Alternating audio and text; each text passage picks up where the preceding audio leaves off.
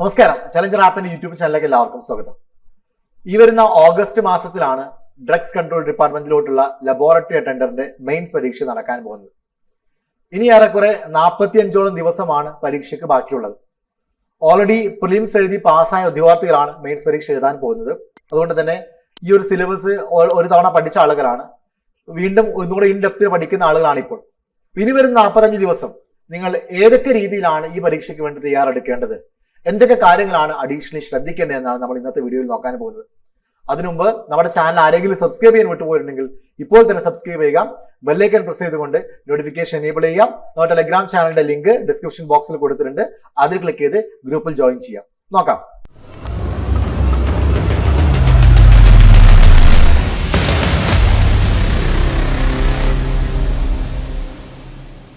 അപ്പൊ ഈ പരീക്ഷയെ കുറിച്ച് പറയുമ്പോൾ 598/2022 ഇതായിരുന്നു കാറ്റഗറി നമ്പർ അല്ലെ.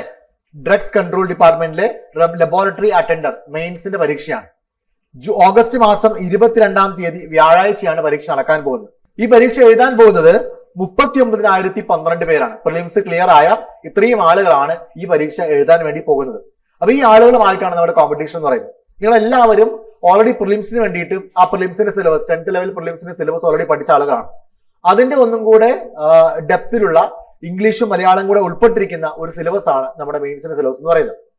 ഹിസ്റ്ററിയിലും ജോഗ്രഫിയിലും ഒക്കെ കാര്യമായിട്ടുള്ള മാറ്റങ്ങൾ അതിന്റെ മെയിൻസിന്റെ സിലബസിൽ വന്നിട്ടുണ്ട്. ബാക്കി എല്ലാ സബ്ജക്ട്സിലും അത്തരത്തിലുള്ള മാറ്റങ്ങളുണ്ട്. അപ്പോൾ എന്നിരുന്നാലും ബേസ് ഉള്ള ആളുകളാണ് ഈ പരീക്ഷയ്ക്ക് പ്രിപ്പയർ ചെയ്യാൻ പോകുന്നത്. മെയിൻസ് പരീക്ഷ ആയതുകൊണ്ട് തന്നെ നമുക്കറിയാലോ, ഈ ഒരു പരീക്ഷയാണ് നമുക്ക് ജോലി കിട്ടുമോ ഇല്ലയോ എന്ന് നിർണ്ണയിക്കാൻ പോകുന്നത്. അതുകൊണ്ട് ഈ ഒരു പരീക്ഷയ്ക്ക് നമുക്ക് റിസ്ക് എടുക്കാൻ സാധിക്കില്ല. പ്രിലിംസ് പോലെയല്ല, ജസ്റ്റ് 1/2 മാർക്കിനോ 1 മാർക്കിനോ നമ്മൾ കട്ട് ഓഫ് ക്ലിയർ ചെയ്ത് കഴിഞ്ഞാൽ നമുക്ക് ജോലി കിട്ടുന്ന രീതിയിലല്ല മെയിൻസ് എന്ന് പറയുന്നത്. എത്രത്തോളം നമുക്ക് മാർക്ക് ലഭിക്കുന്നു, സ്കോർ ലഭിക്കുന്നോ, റാങ്ക് ലഭിക്കുന്നോ, അതിനനുസരിച്ചിട്ടാണ് നമുക്ക് ജോലി ലഭിക്കാൻ പോകുന്നത്. അതുകൊണ്ട് ഈ വരാൻ പോകുന്ന 45 ദിവസം നമ്മൾ എങ്ങനെ പഠിക്കണമെന്നാണ് നമ്മൾ നോക്കാൻ പോകുന്നത്.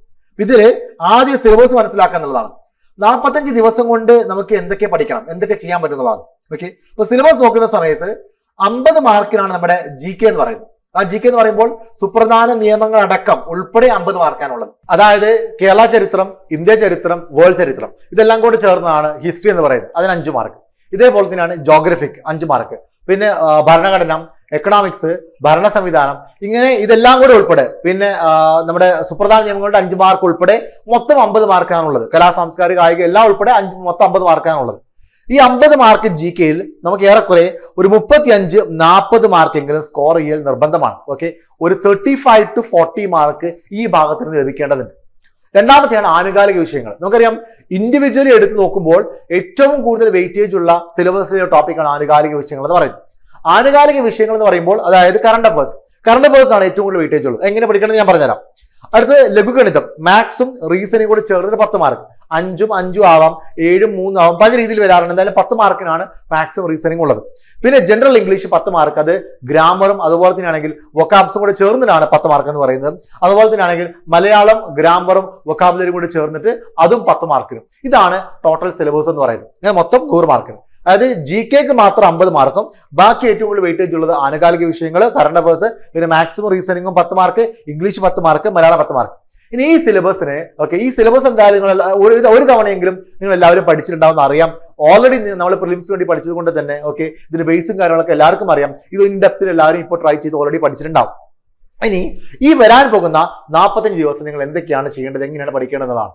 ഒന്ന്, ഇനിയുള്ള ദിവസങ്ങളായാൽ പോലും എക്സാം അടുത്തല്ലോ എന്ന് വിചാരിച്ചാൽ അത്യാവശ്യം പഠിച്ചല്ലോ എന്ന് വിചാരിച്ച് എന്ത് ചെയ്യണ്ട, പഠനത്തിന്റെ സമയം ഡ്യൂറേഷൻ കുറയ്ക്കാൻ നിൽക്കണ്ട. ഇനിയുള്ള ദിവസങ്ങളിലും ദിവസവും 4-5 മണിക്കൂർ നിങ്ങൾ പഠിക്കാൻ വേണ്ടി സമയം കണ്ടെത്തുക. എന്താണ് ഈ 4-5 മണിക്കൂറിൽ ചെയ്യേണ്ടത്?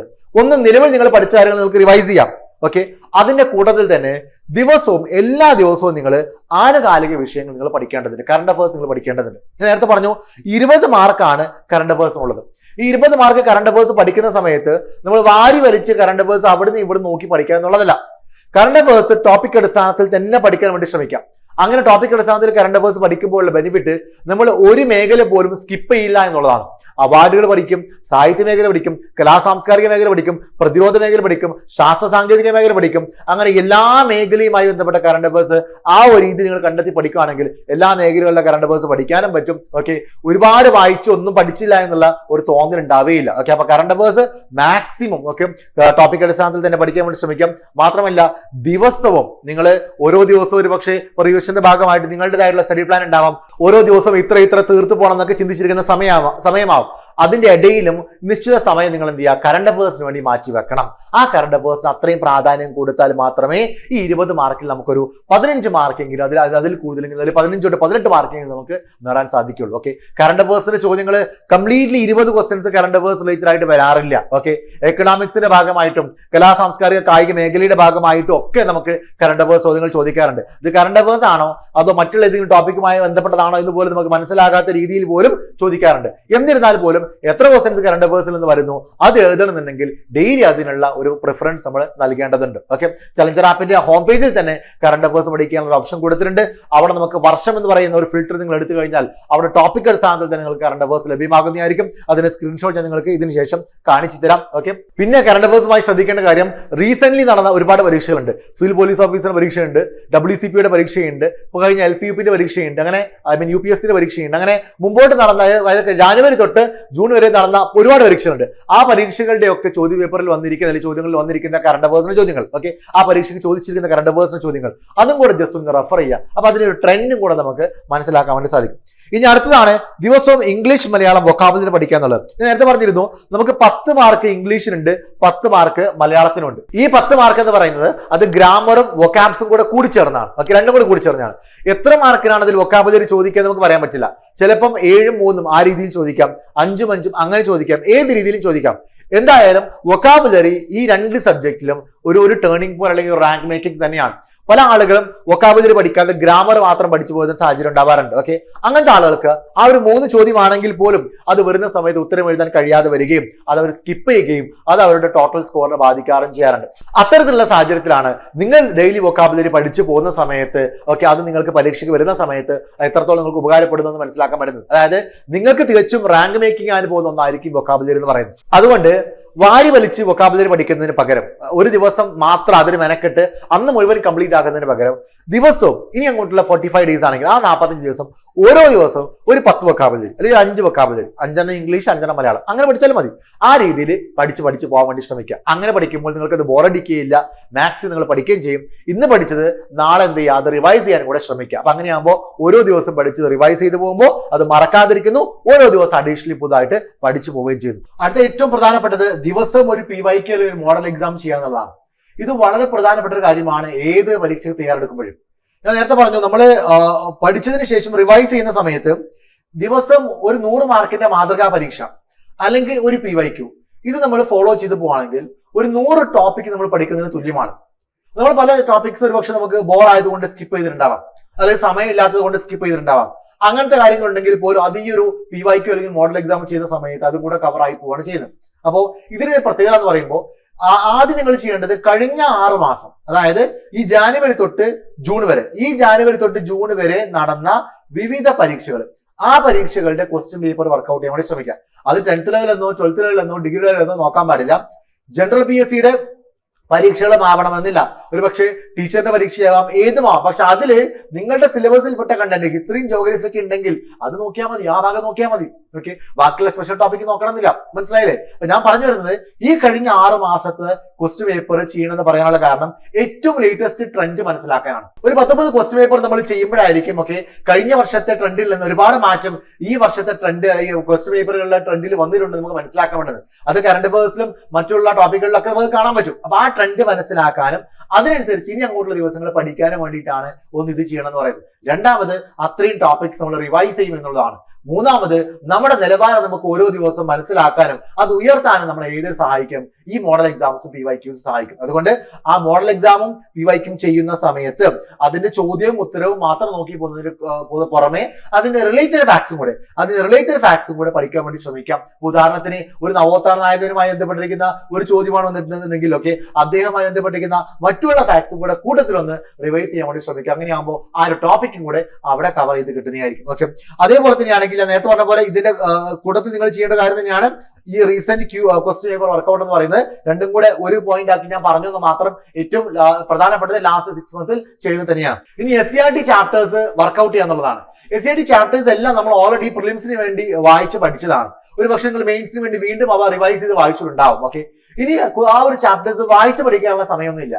അതിന് പകരം നിങ്ങൾ ചെയ്യേണ്ടത് ഓരോ ചാപ്റ്റർ നിങ്ങൾ അതിന്റെ ക്വസ്റ്റ്യൻസ് വർക്കൗട്ട് ചെയ്യുക എന്നുള്ളതാണ്. ഇപ്പൊ ചലഞ്ചർ ആപ്പിൽ അടക്കം നമ്മൾ അതിന്റെ ഓരോ ചാപ്റ്ററിനും ഇപ്പൊ 5ാം ക്ലാസ് തൊട്ട് +2 വരെയുള്ള ഓരോ ചാപ്റ്ററുമായി ബന്ധപ്പെട്ടിരിക്കുന്ന ചോദ്യങ്ങളും അവിടെ നോട്ട്സുകളൊക്കെ കൊടുത്തിട്ടുണ്ട്. അപ്പോൾ സമയം കിട്ടുമെങ്കിൽ ആ നോട്ട് ഒന്നും കൂടെ വായിച്ച് ആ ടോപ്പിക്സ് ഒന്ന് റിവൈസ് ചെയ്യാം. കൂടുതൽ നിർബന്ധമായിട്ട് നിങ്ങൾ ഈ ഒരു ക്വസ്റ്റ്യൻസ് വർക്കൗട്ട് ചെയ്യാം.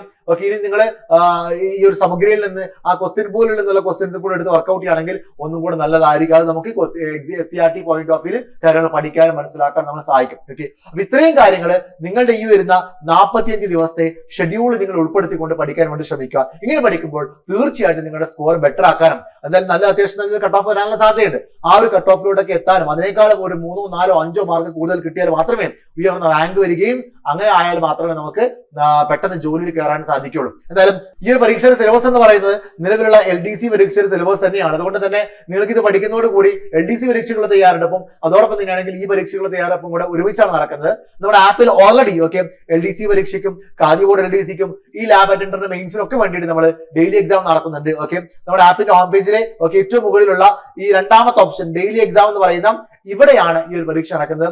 എല്ലാ ദിവസവും രാവിലെ 5 മണി തൊട്ട് രാത്രി 9 മണി വരെ. രാത്രി 9 മണി വരെ 100 മാർക്കിന്റെ മാതൃകാ പരീക്ഷ LDC മോക്ക് എക്സാം എന്ന് പറഞ്ഞിട്ടാണ് ആ പരീക്ഷ നടക്കുന്നത്. LDC 2024 മോക്ക് എക്സാം എന്നുള്ള പേരിലാണ് നടക്കുന്നത്. ആ പരീക്ഷ LDC പരീക്ഷയ്ക്ക് തയ്യാറെടുക്കുന്ന ആളുകൾക്ക്, ലാബ് അറ്റൻഡറിന്റെ മെയിൻസിന്റെ ആളുകൾക്ക്, ഖാദി ബോർഡ് LDCക്ക് പ്രിപ്പയർ ചെയ്യുന്ന ആളുകൾക്ക്, ഇവർക്ക് എല്ലാവർക്കും കൂടെ വേണ്ടിയാണ് നമ്മൾ തയ്യാറാക്കിയിരിക്കുന്നത്. അപ്പൊ അത് അറ്റൻഡ് ചെയ്ത് ദിവസവും ആ പരീക്ഷ എഴുതാൻ വേണ്ടി ശ്രമിക്കാം. ഓക്കെ, നമ്മുടെ ആപ്പിന്റെ ഹോം പേജിൽ LDC 2024 എന്ന് പറയുന്ന ഈ കാർഡിൽ ക്ലിക്ക് ചെയ്തുകൊണ്ട് നിങ്ങൾക്ക് ഇതിന്റെ കണ്ടന്റ് പഠിക്കാവുന്നതാണ്. ഞാൻ നേരത്തെ പറഞ്ഞ പോലെ വൊക്കാബുലറി, അതായത് ഇംഗ്ലീഷ് മലയാളം വൊക്കാബുലറി ഒക്കെ ഈ ഒരു കാർഡിൽ ക്ലിക്ക് ചെയ്ത് കഴിഞ്ഞാൽ ഇംഗ്ലീഷിന്റെ ടോപ്പിക്കിന്റെ സ്ഥലത്ത് നിങ്ങൾക്ക് ഇംഗ്ലീഷ് വൊക്കാബുലറി എന്ന് കൊടുത്തിട്ടുണ്ട്. മലയാളത്തിന്റെ ടോപ്പിക്കിന് കൂടുതൽ തന്നെ ഡെയിലി മലയാളം വൊക്കാബുലറി കൊടുത്തിട്ടുണ്ട്. അത് റെഫർ ചെയ്തുകൊണ്ട് പഠിക്കാവുന്നതാണ്. ഇതിനു പുറമെ കഴിഞ്ഞ 6 മാസത്തിനുള്ളിൽ നടന്നിരിക്കുന്ന പരീക്ഷകളും അതിനു മുമ്പ് നടന്നിരിക്കുന്ന PSC പരീക്ഷകളെല്ലാം നമ്മൾ കൊടുത്തിരിക്കുന്നത് എക്സാംസ് എന്ന് പറയുന്ന ഭാഗത്താണ്. ഈ ഒരു സ്ക്രീനിൽ കാണുന്ന ഇത് ചലഞ്ചർ ആപ്പിന്റെ ഹോം പേജ് ആണ്. അതിൽ ഏറ്റവും താഴ്ഭാഗത്ത് എക്സാം എന്ന് പറയുന്ന ഓപ്ഷൻ ഉണ്ട്. ആ എക്സാംസ് ക്ലിക്ക് ചെയ്ത് കഴിഞ്ഞാൽ നിങ്ങൾക്ക് ഇത്തരത്തിലൊരു പേജ് ലഭിക്കും. ആ പേജിൽ ഓരോ തസ്തിക അടിസ്ഥാനത്തിൽ, ഉദാഹരണത്തിന് university LGS, khadi board LDC 2024, LGS company board LGS 2024, civil police officer, degree mains, degree prelims, അങ്ങനെ ഒരുപാട് തസ്തികകൾ താഴെ കൊടുത്തിട്ടുണ്ട്. ആ ഓരോ തസ്തികയുമായി ബന്ധപ്പെട്ടിരിക്കുന്ന PYQs previous year question papers അത് അതിൽ കൊടുത്തിട്ടുണ്ട്. അതിന് പുറമെ തന്നെ അതിന്റെ മോഡൽ എക്സാംസും മോക്ക് എക്സാംസും കൊടുത്തിട്ടുണ്ട്. അപ്പൊ എല്ലാ ഉദ്യോഗാർത്ഥികളും നിങ്ങൾ ഈ ഒരു പേജ് റെഫർ ചെയ്തുകൊണ്ട് മാക്സിമം PYQസും മോക്ക് എക്സാംസും ട്രൈ ചെയ്യാൻ പ്രാക്ടീസ് ചെയ്യാൻ വേണ്ടി ശ്രമിക്കാം. അത് തീർച്ചയായിട്ടും നിങ്ങളുടെ സ്കോർ ബെറ്റർ ആക്കാനും ഉയർന്ന റാങ്ക് നേടിത്തരാൻ നിങ്ങളെ സഹായിക്കുന്നതായിരിക്കും. അപ്പൊ എന്തായാലും നന്നായിട്ട് പഠിക്കുക. All the best. Thank you.